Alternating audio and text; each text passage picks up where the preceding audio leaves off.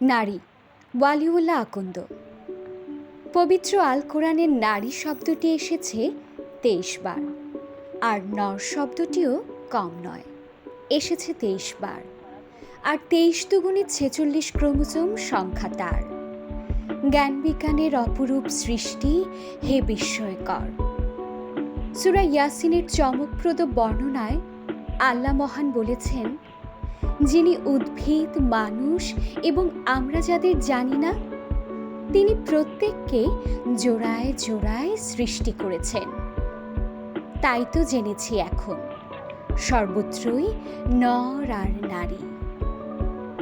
1400 বছর আগে ইয়াসিনের 38তম লাইনে সর্বজ্ঞ পরাক্রমশালী বলে, সূর্য নির্দিষ্ট কক্ষপথে চলে, আর চন্দ্রের জন্য নির্দিষ্ট করেছেন বিভিন্ন কক্ষপথ।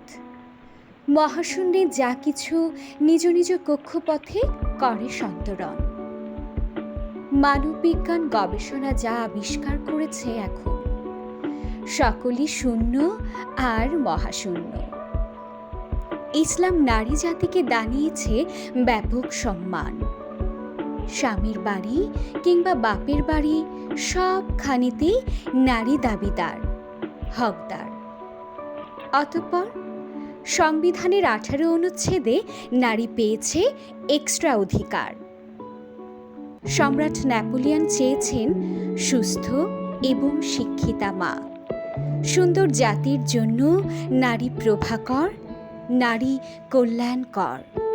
সেই নারী যেন না হয় সহজেই কভু আনাড়ি।